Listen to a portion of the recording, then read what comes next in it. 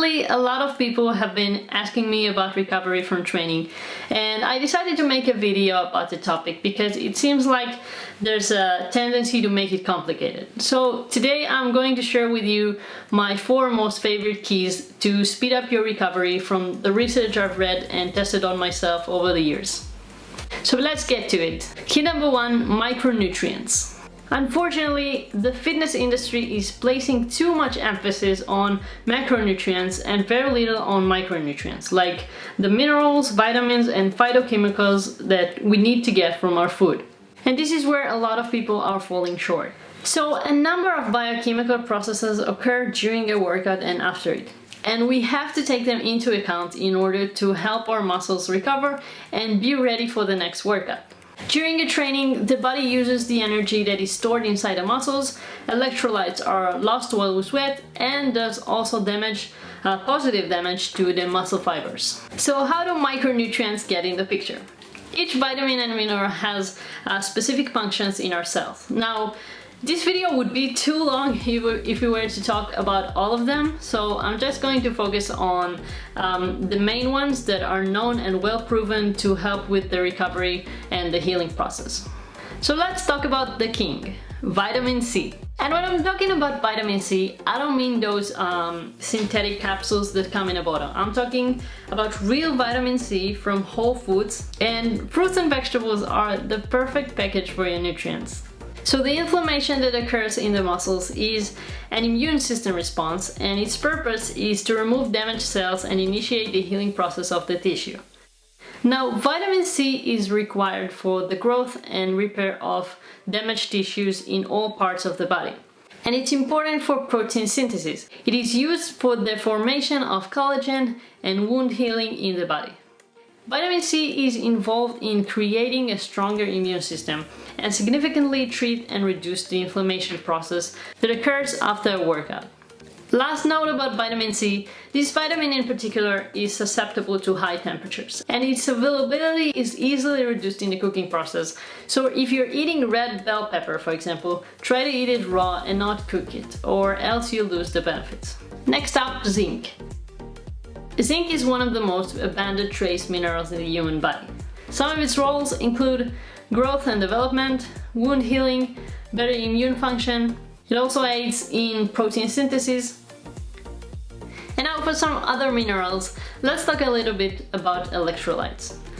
So some of the most important ones are magnesium, sodium, potassium, chloride, and calcium.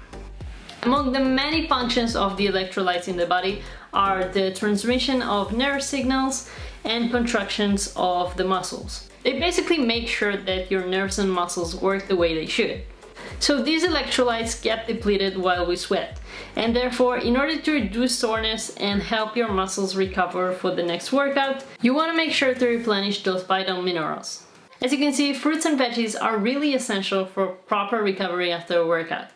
They contain lots of vitamins to assist in the healing process and aid in protein synthesis. They provide essential electrolytes.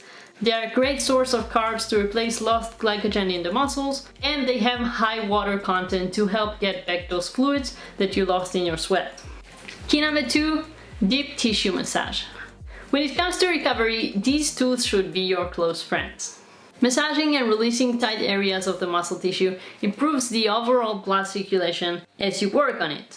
This improves nutrient and oxygen supply to these areas and reduces the inflammatory process present in the area after your workout.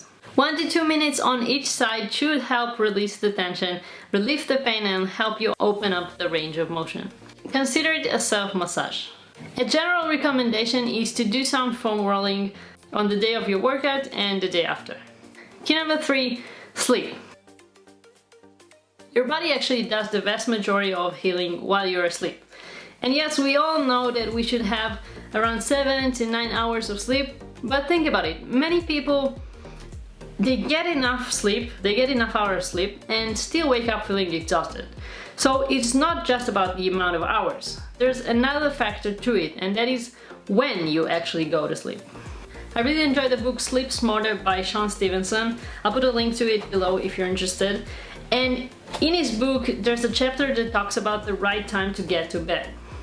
It's been shown that human beings get the most beneficial hormonal secretions and recovery by sleeping during the hours of 10 p.m. to 2 a.m. This is what he calls the money time. You may be sleeping from 1 a.m. to 9 a.m. and getting 8 hours of sleep, but you're missing out on most of that money time when the beneficial hormone secretions are at their highest.